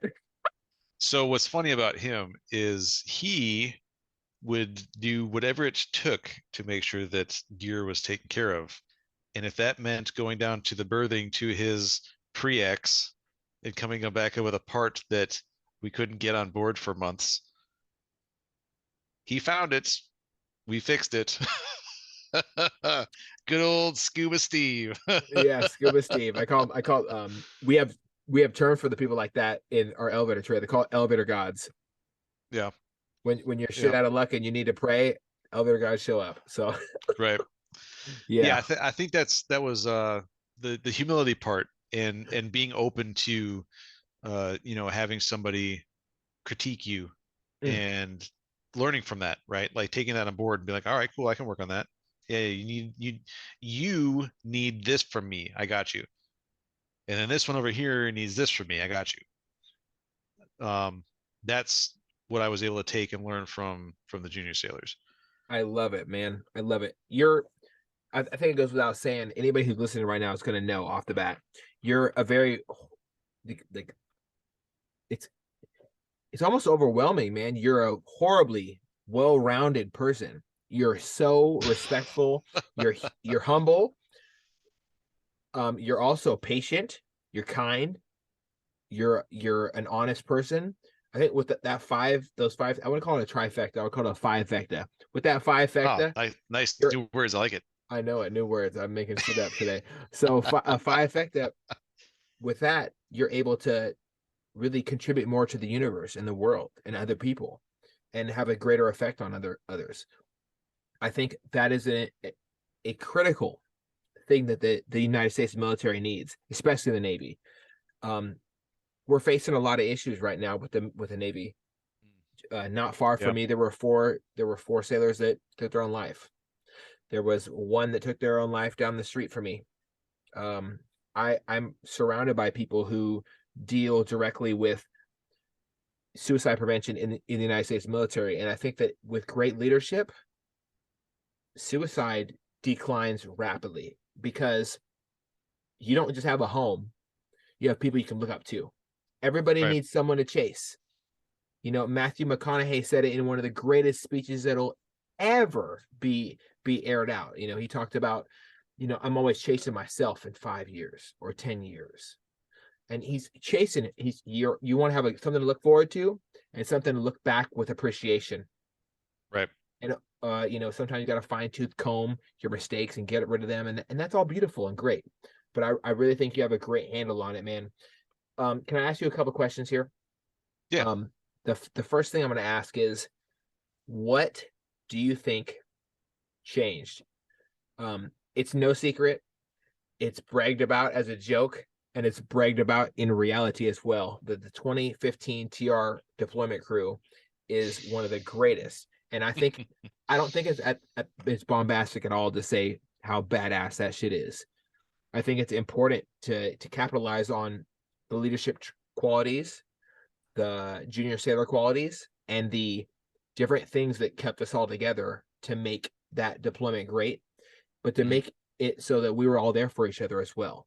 What changed between now, between then and now? Because, like, the word Bremerton Naval Base scares people. That bothers Yes. me. That's in my state. That's not far from me. I can drive and grab somebody and say, "Hey, man, you're having a bad day. Let's go have a beer. Let's go talk Hmm. about what you're going through in your deployment. What's going on with home? What has changed as far as in your opinion, that since our 2015 deployment crew?" It's hard to say. Um, Mm, like obviously the leadership that or the people that are being put in place in leadership. Uh, you know, I actually had a master chief, retired master chief, friend of mine, call me up today. Um, and at the time in 2015, I thought that he despised me. Um, but he called me up asking for help today. Nothing major, but asked for help, right? Um, and then the Steve Newmans, who are super rough around the edges, don't know how to take them, but he actually gives a shit about you, Yes, gives a he shit about the does. mission, uh, and will be there longer than you are in a day. Um,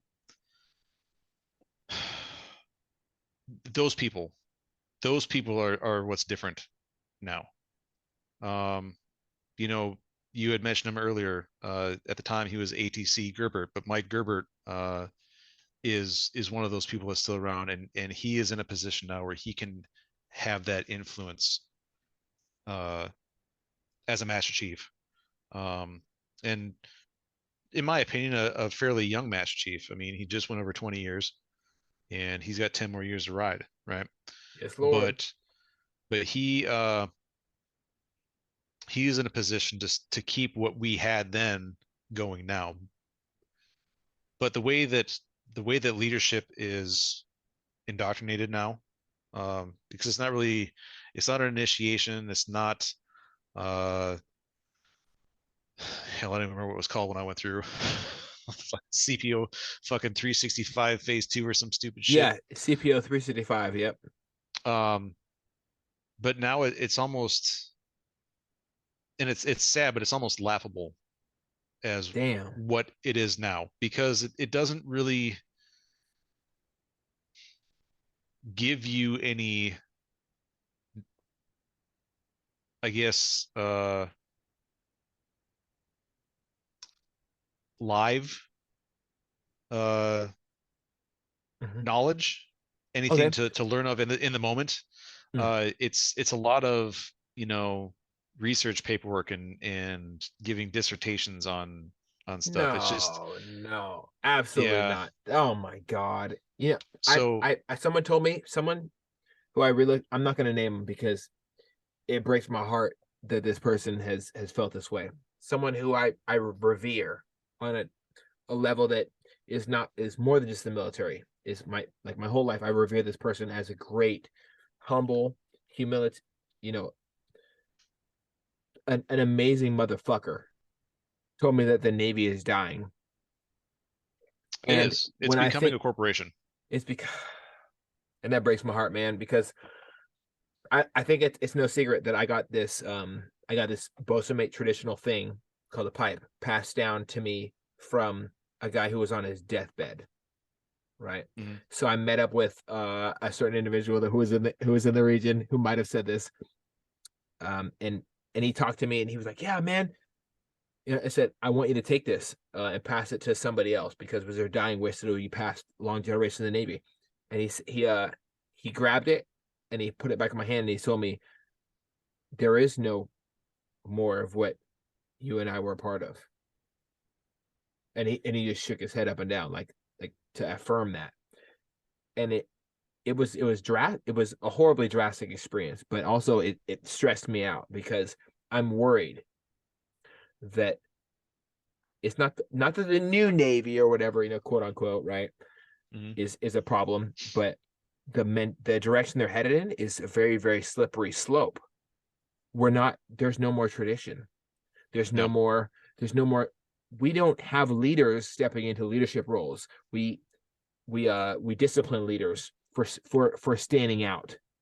And that is a very, very dangerous slippery slope. And it comes with times of non being in war. The Navy hasn't been in war in a long, long time. I Right. think the USS Cole, if forgive me if I'm wrong, was the last time that there was an attack on a ship. The Navy's been in a time of peace for a long time, and it really concerns me because they've lost the. And I'm not here to shit on any admiral. I just want to say it real quick. I'm not here to shit on the Navy. I'm just generalizing. It's very, very dangerous to have times of peace for the military, and it really sucks to say that but we're here now.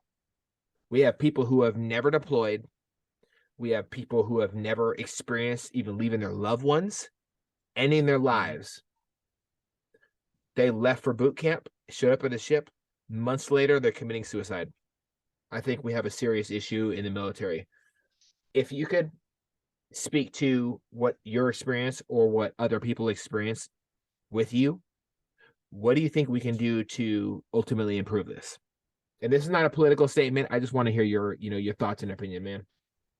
So like I said a second ago, the Navy has become a corporation. Mm. And it has for probably, I would say probably the last 3 or 4 years, it's really been more of a corporation, right? Uh, it needs to be more woke. It needs to be more inclusive, and it needs to have a feeling of togetherness. And the fuck it does. The Navy is a fucking military branch. It needs to prepare for fucking war, and it needs to have individuals that know that, accept that, and want to be a part of that. Like, I joined the Navy because I really didn't have any other options or plans. I wanted to go to college. I didn't know how I was going to afford it. My brother was in. It sounded fucking cool, and I figured, fuck it, why not? I'll do 4 years and fucking call it good enough. And I made third class in a year and a half. I made fucking second class in 3.5 years. I made first class in 7.5 years. And I was like, man, I'm fucking killing it, Yeah, right? And absolutely. I love fucking loading bombs. I love doing what I do. Everybody I worked with was the same fucking way. We talked shit about each other. We kicked each other's asses. We went on fucking deployment, and that's what we did. And you got that one or two, uh we'll call them special people, Hmm. that you work with or you befriend, that help you get through your first deployment. And once you get through your first one, everything after that is fucking easy, because it's the fucking same, Yeah. no matter what fucking platform. P3s and P8s go on 6 month deployments. They get barracks rooms, they get internet, they get restaurants, they can go tour their fucking country they're staying in, and they go on debts to certain places. Certain F-18 squadrons do the same thing, but they do it in Japan with Marines. Everybody else goes on a fucking big gray floaty thing and go into River City for fucking 10 days because some asshat fucking emailed their fucking girlfriend and said, hey, we're going to be in fucking Portsmouth, England, and fucking this day. Or something along those lines, just as an example, because London was fucking dope. London, we actually got in a lot of trouble. We made the newspaper, we made the news. uh, There was people breaking shit, but that was the Marines, not us. So fuck you guys. And there was so much shit that happened. but you you accepted what you were doing, right? Yeah. You joined, maybe not so much to defend America and its democracy, and that's what good Americans do. Mm. But if you sign the dotted line, do your fucking job. Know and understand that there is rank and file, there is tradition, there is a way we do business, and just do it. It's not fucking hard. At It all. was the easiest and fastest 22 years of my life. I love that for you, man. It was hard at the end, and I went and got some help, and it helped me quite a bit. Um, but yeah, it was so fast. Mm. Like, I still know shit. There's days I wake up and mentally I'm like, dude, it's like I'm like 22 or 23, right? Hmm. But then I crawl out of bed and my back says, "Fuck you, bro." You 75. That's every day. I gotta be honest, that's every day for my knees and for my shoulders as well. Like obviously both mate, we work a lot with line and shit like that. Mooring Yeah. up the ship. There's been times when lines parted and I'm the only bosun mate on duty and I'm stuck with a bunch of undead seamen and I'm like, hey y'all my people, come on, we're gonna figure this out. And we're stringing up the ship, trying to keep it together. We had Mhm. lines parted, the breast lines, and I get a phone call from some guy from Lieutenant Commander sitting in his house, like, yeah, there's a hurricane headed your way, so you might want to tie up some extra shit for the ship. The fuck do you mean you want me to tie up extra shit for the ship? Whatever, man, I'll figure it out. And so I'm looking at the OOD officer of the deck, and he's like, BM2, like, you're somebody I can rely on. Like, what do we do? I'm like, I'm gonna tie up the fucking ship. I don't know what you mean. Man, we got a hurricane coming. You better tell people to hurry across the brow and stay the fuck off the brow. And if they're walking slow, tell them hurry up because that bitch gonna fall. Right. And what did that bitch do? It fell. The brow fell. You can't get on the ship. It fell. Now they got to call a crane to move the brow. It is what it Oh, is. I was there Oh for that. man. So there was so many times that's happened, and everyone's like, "What do we do?" Stand on the pier in the pouring rain like me, motherfucker. And I'm I'm over there with my expensive ass Motorola radio getting drenched Right. by the biggest raindrops in Virginia. Apparently, that's where they are. So, God, man, it was. I 100% agree with you. I think there's a big issue that we're facing in the military, not just with, hey, this is our job, know what it is, but Mhm. also don't be, overzealous and try to egotistically, you know, I don't know how to say this. Don't peacock your way through the fucking military. If you're a leader, if you're a young leader and you're listening to this shit, don't peacock your way through the military. The people under you don't deserve that shit, and they don't need it. Like if when it's go time, it's go time, and they better be ready. They better be You ready. know, There's go ahead. no, you go ahead, I brother. think I cut you off. All right. So, a perfect example of leadership, right? Mm. One of the things that we take on board as a chief is training our training junior sailors and junior officers. Perfect example is what Mundy did with y'all's freaking tiny little female officer that you guys got for deck bar. Yes, Lieutenant Junior Grade to Christopher. She came in and she was this meek, timid, quiet, had no clue what the fuck she was doing. Nobody. Nobody. Halfway through the fucking deployment, she's rolling through that fucking hangar bay, fucking doing the whole fucking hands and this and fucking confidence. And I was like, Jesus Christ, where the fuck she come from? Like, amazing. Amazing. You know, That's wow, those it are the was people, beautiful. those are the fucking leaders that we need. The people that can take and be took under a wing, right? And be taught the proper way to lead because that's traditionally what chiefs do is teach the junior sailors how to lead, right? And the If you officers too. right, if you ever come across a captain who doesn't like uh the chief's mess or doesn't believe in the chief's mess, 9 times out of 10 they bucked the chief's mess and didn't listen to the lessons that were being taught in the very beginning. 100%. Every admiral that you come across, I guarantee you, thanks their lucky stars for a chief. Well, how many officers are fresh out of college and college and have no idea what their life is other than Molly, dubstep, and confusion? They're walking up to an E4 like, hey, why didn't you salute me? And they're like, bitch, because I deployed. What did you do? Right. You You know, see all we these fucking awards on my chest? got these words Hey, on my that chest. national defense, good for you. Mhm. I think one of my favorite sailors I've ever ran into was best friends with Danny Dietz, the guy who was in Lone Survivor. Uh-huh. This I I have so much respect, and I wish I could. It, I wish I could spend the rest of my life doing something positive for the people who were in Operation Red Wings.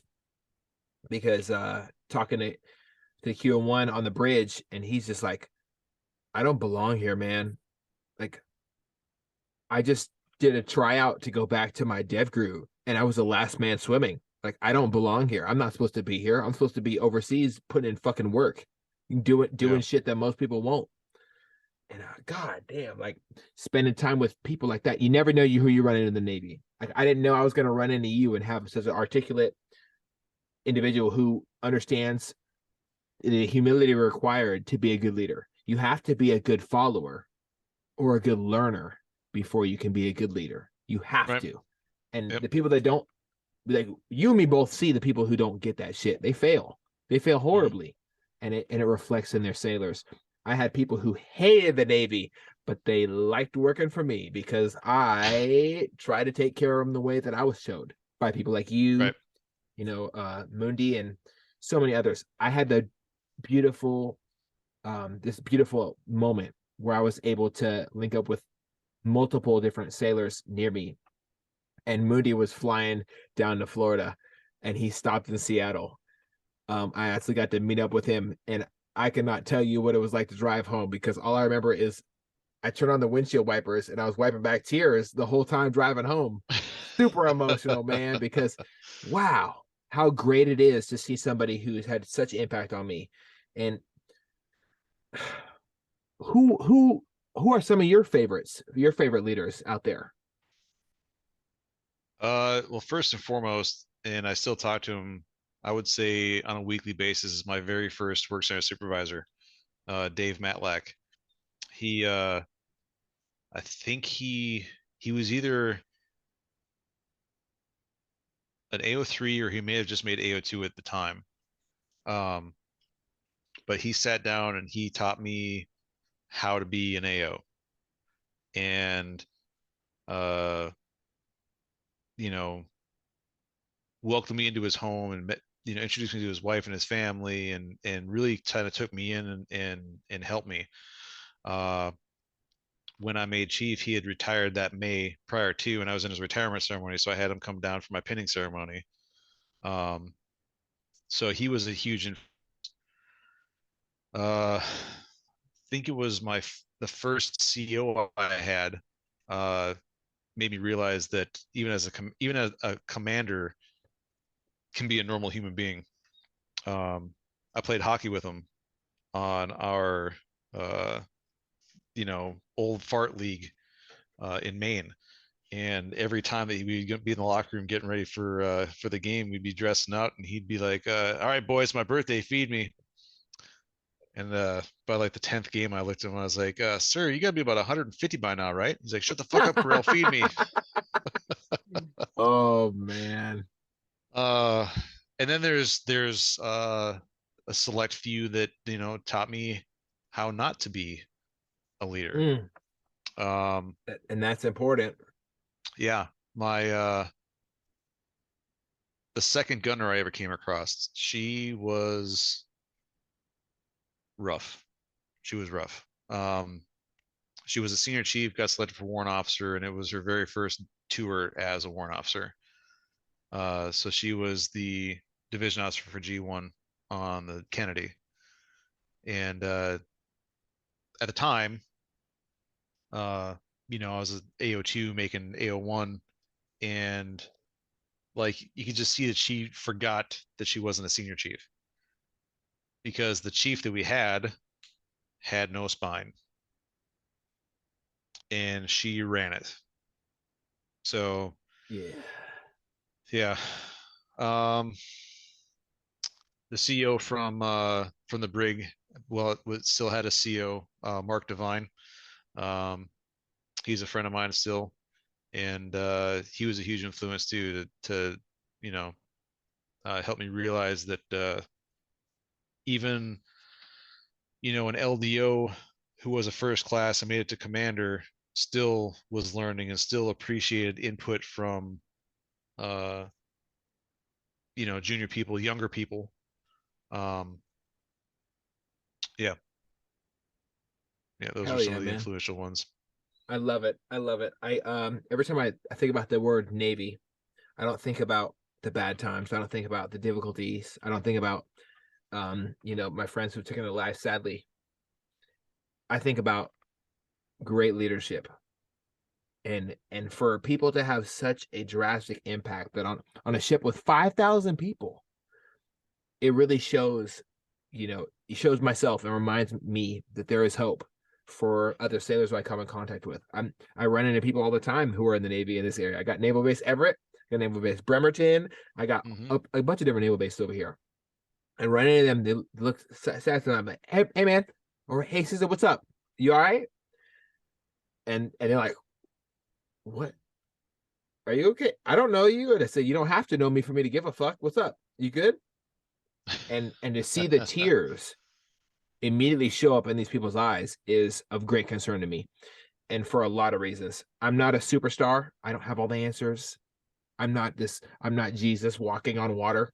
I don't have all the answers when it comes to Yeah. people's mental health or people's leadership vacuums that need to be filled, or people not knowing how to be a good leader. A good leader is a good listener first. You have to listen. Um, it breaks my heart to see what issues the Navy's facing right now. And Yeah. but it gives me hope because there's still people like you, and I'm not going to say like me, I'm just a vessel, right?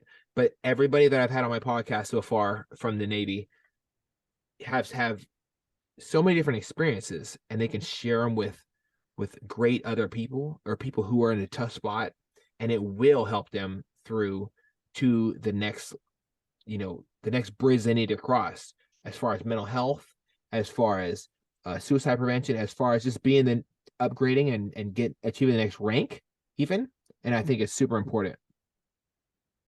Yep. So we've talked about a lot so far. One thing that I wanted to touch on is things you wish you did differently, as far as yourself, right? You talked about struggling in the military mentally. Um, there's a weird stigma that surrounds seeking mental help or talking to somebody or even just getting some shit off your chest. I mean, to say Mhm. it blandly.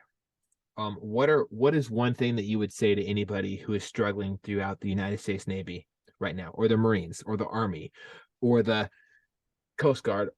Hard to mention that, or the chair, or the chair force. Got to say. Anyways, no disrespect, but complete disrespect. What is one thing you would say to somebody who is going through a lot?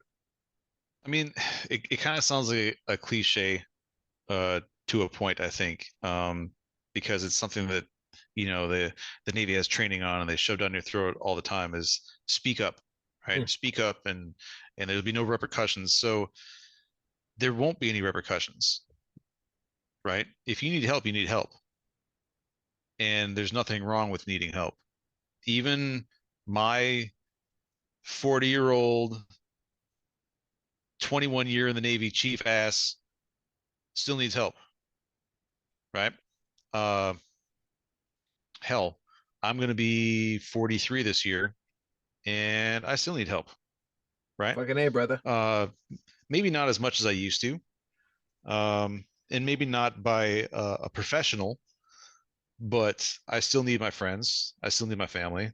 And if I call somebody, I it's because I want to, right? So if you're, sitting there and you don't know what to do and you're having a bad go with things, like, excuse me, first of all, uh, another cliche is suicide is never the answer, right? It is a permanent solution to temporary problems. And no matter how bad you think you have it, or however bad you think the situation is, it is always correctable. There is always something that can be done. There is always something that can be said or given to make what you're going through end, without it being, your last breath. Uh, as far as what I would change, honestly, I wouldn't be who I am today if I changed anything. I learned a lot. I did a lot of stupid things as a junior sailor. Uh, that would have gotten me in a lot of trouble. Things that did get me in a lot of trouble.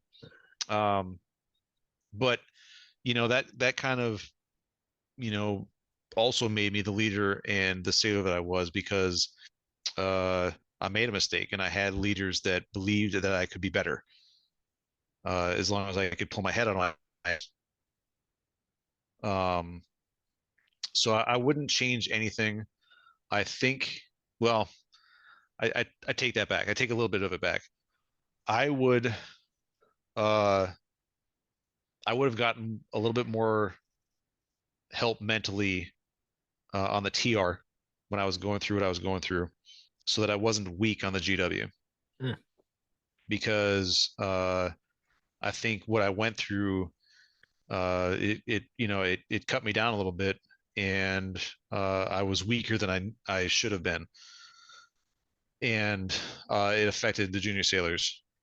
Um, if I would have been uh, the person I was on the TR before all the shit happened, it would have been a lot better for everybody. So I'll take back. I wouldn't change anything. I would change that.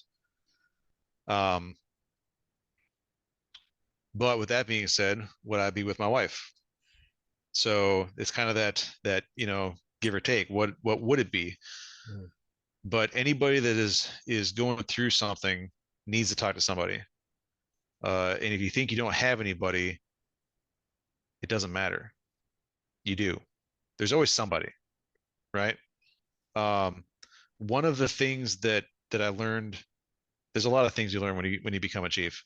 One of the things that I learned was once you put the anchors on, you don't have a rate, you don't have a name, you don't have a command ball cap. There is no rocker on your uniform shoulder. There's no anything that signifies what command you're with. You are a chief. You're not in a box So anymore. when you walk through a P-way or you walk through the exchange, some junior sailor could grab you and be like, "Hey, chief, I need some help." And it doesn't matter who the fuck you are.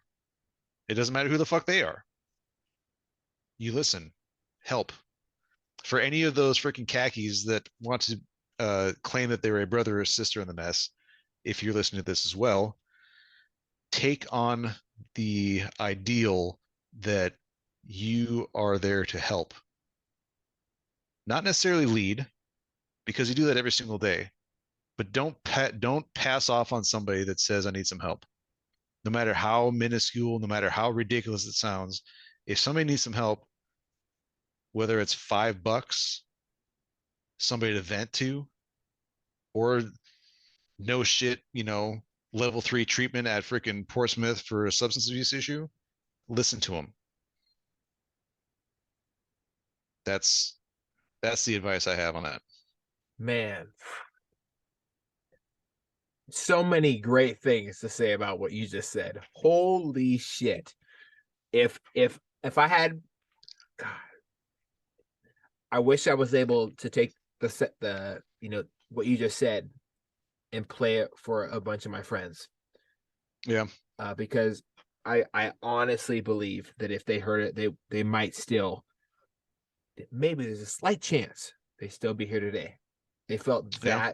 that estranged from love, from compassion, from understanding in while they were in the military. And a lot of my friends left for the military because they didn't have a home, because they didn't feel, they didn't have good family. They left to find that. They were in Yeah. search of it. And I really want to commend you. You're somebody I wish that could be a forever chief. And I say every now and then, but a forever chief, because some people are meant to have this title that is so much more than just a rank. And you're one of the people that, and your statements and your ideology, your love for other humans, your beliefs, they keep the name and phrase and term of endearment for a lot of times, chief, alive. That fucking fouled anger, that fouled anchor is a symbol to me that I can always rely on. If I see somebody who wears a fouled anchor hat, I always stop them in the middle of where they're walking. Hey man, you were in the Navy too? Sick. You were a fucking chief? What did you retire as? Immediately. I don't even Yeah. hesitate. And I always gain something from people who wear that hat. um a fouled anchor can simplify a lot of things. Unity, service, and navigation can mean yes, I know the letters. So they can mean a lot of different things to people. Right. But unity, your ideology simplifies that for people who don't know what the fuck it is. Yeah. Service, it's a no-brainer. You serve your other sailors and they will serve you. Navigation, you guide them when they're lost at sea. And there's been times where I've lost at sea.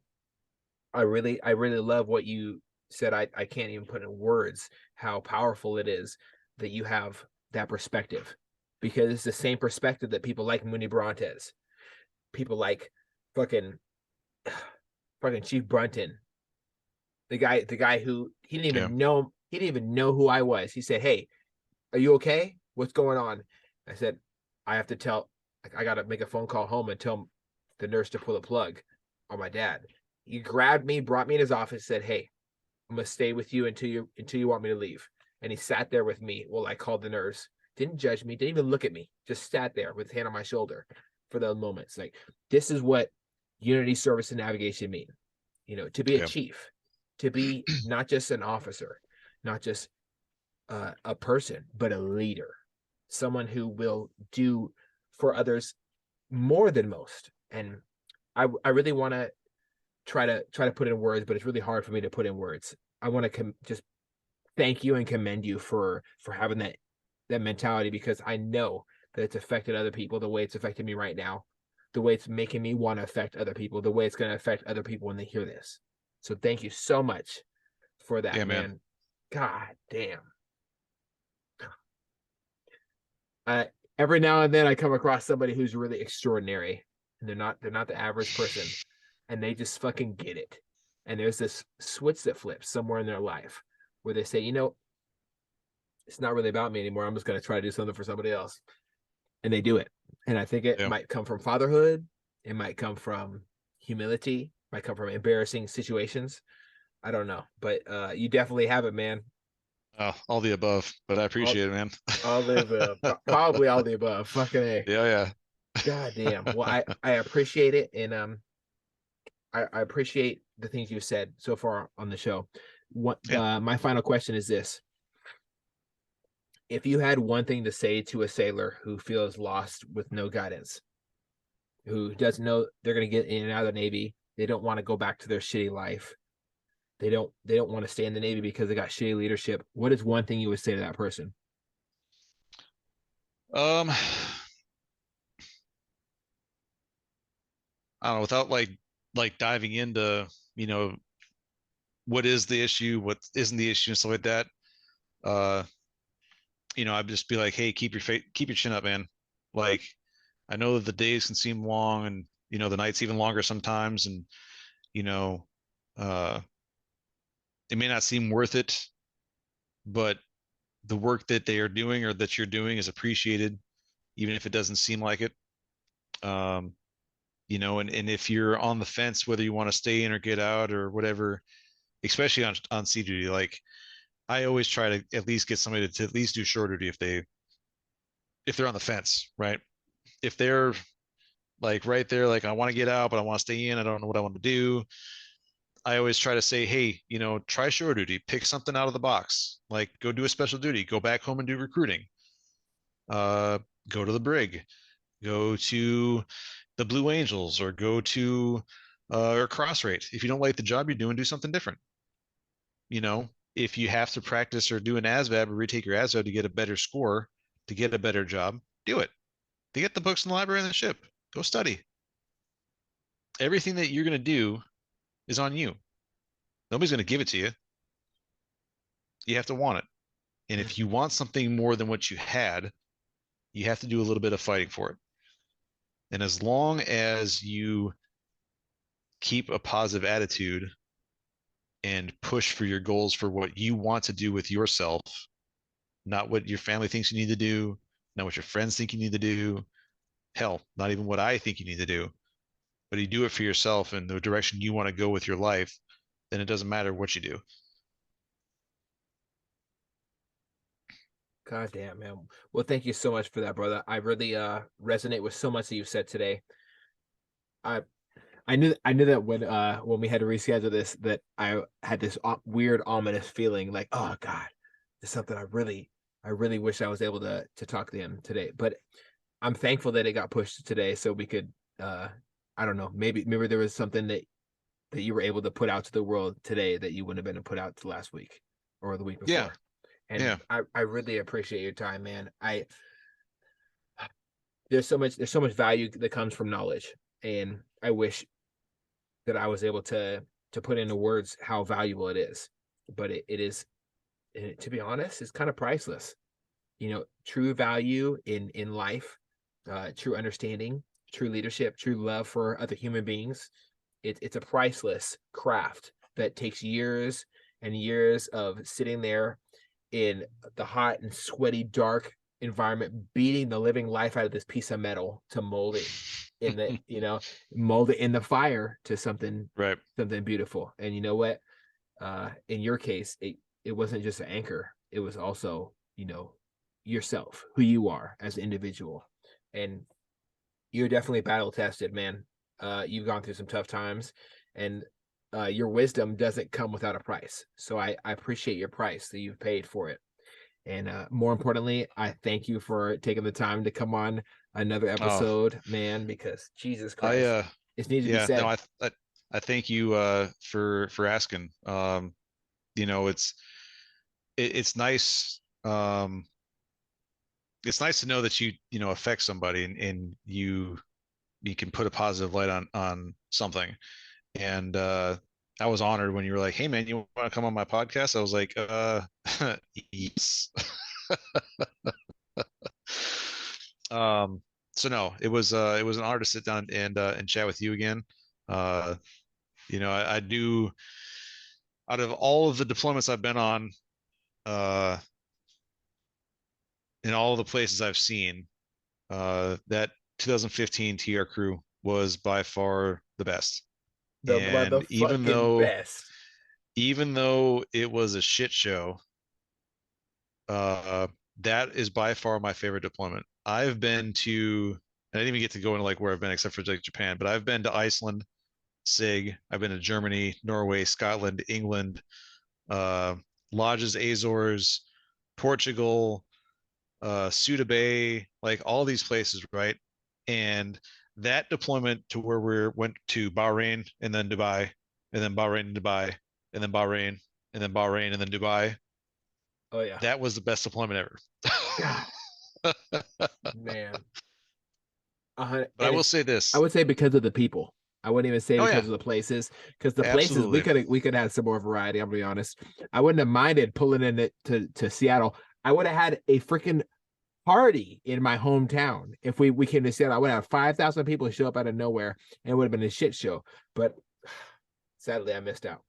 Yeah. San Diego, it um, is. right. Mm. I will say this though. Like those that, you know, are getting out, and transitioning out. Um, best advice I can give you is start working on your medical and dental and your VA disability stuff from the jump. Don't wait until you get out because you have plenty of time.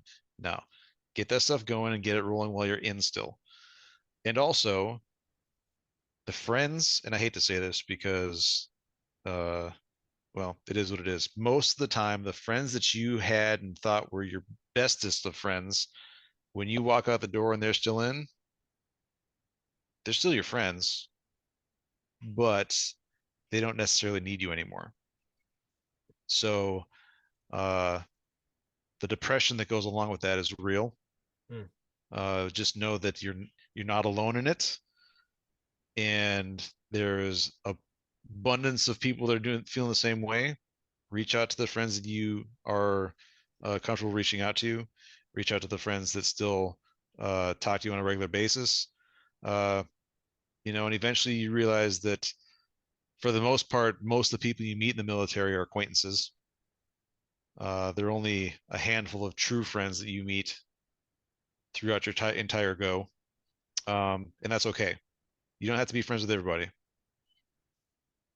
You know, military ain't about making friends, but if you meet a couple along the way, it just makes it a better ride. 100%, 100%. I totally agree with you.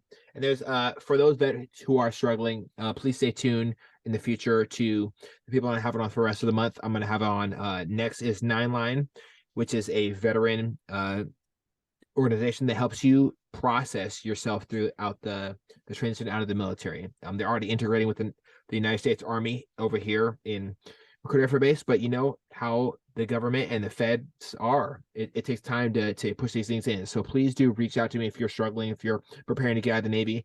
And if you're really struggling, if you're going through some shit, if you've seen something that you know you just feel off, please reach out to me because there is a great program. And I wouldn't even call it PTSD. Let's just keep it real. It's permission to start dreaming is what you need. And I hope that you do reach out so I can direct you to these people. They are absolutely phenomenal. They've helped some of my toughest, most ruthless, badass soldiers, Marines, Rangers, SEALs, whatever, make it back home fully so they can be there with their families. No one's invincible mentally. It's not a thing. So please do reach out. You're never alone in this. And thank you so much, Mr. Noah, for your time. I could Yeah, not man. believe how excited I was for this, but what I got from it, man, I'm gonna have to think on this. I might have to take a couple weeks off of podcasting to contemplate whatever's going on because Oh, you said snap. you had a lot of wisdom, brother. A lot of wisdom, and I Well, do appreciate I it. try. I try. I Yeah, know. man. I appreciate you and keep doing the good work you're doing up there and keep doing what you're doing here on these podcasts, man. It's important. Shit, I will. I will. It's part of my pay it forward campaign that I try to spend this year. All the way in November, I'm going to be doing Squatch for Soldiers again. It was a super successful thing. I found that integrating vets from different organizations and different areas, and maybe you were in the Army or you were in the Coast Guard, or there was one Air Force motherfucker, so he's an airman, right? So the airman is there, all of us, beyond our the separation of our military, we might have wore different uniforms, but when we take that shit off, shit can get heavy. We might lose ourselves. When we pull that uniform off, a lot of us comes with it sometimes. Yeah. We might not know who we are anymore. And I love the fact that MVP, Emerging Veterans and Players, takes athletes from different organizations, whether it's the Seahawks, the Rams, the Giants, whatever you call the idiots in Pittsburgh, the Steelers. So all these different teams, a lot of their players are taking off their uniform and they're going through a tough time too. And it's weird because it's not combat, but it's really similar as far as you lose your identity. So a lot of us are going through identity crisis, and Yeah. being able to sit there and look on a screen with the movie MVP is $3.99 on Amazon right now. So if you just rent it and watch it, you'll understand exactly what I'm saying for those who are listening. So you watch the movie Emerging Vegetable Players, and you might find that some of it speaks to you. You're not alone. There's so many people out there. Noah might be across the country from me, but we're able to video chat and just I can feel his presence and I can feel the things I'm going through kind of fade to the background because hey, this motherfucker reminded me who I was for 10 seconds or for however long, probably about 3 hours we've been doing this. So he reminded me of who I am. And when I talk to Mundi, he reminds me who I am. When I talk to my buddy Tyler Aites, I can go down the list. Nicole Arascarena, her name's Cogas now because she got married and some shit, but whatever. When I talk to these people, it reminds me who I am. So I think camaraderie is something that is definitely missing once we leave our best command, our forever command, Yeah. some might call it, right? And I'm super excited that you found your people, Yeah, man. with your family, with your children, and I commend you on that, man. But I'm gonna get off my high horse of ranting and just say that if you're going through a tough time, please do reach out to me. If you're not a vet, it's okay. I have resources for you as well. And anyone who's going through domestic violence, if you're having suicidal ideation, if you don't feel like you belong, if you having super horrible anxiety issues, if you have nightmares that bring you to having violence with your spouse in your own bed, please you reach out. There's nothing that can stop you from being the person that you want to be. And all that is a phone call or a message away. So please do reach out. Noah, thank you for your time. I appreciate you, Yes, brother, sir. all the way from the East Coast. So thank you so much for your time. And that's a wrap.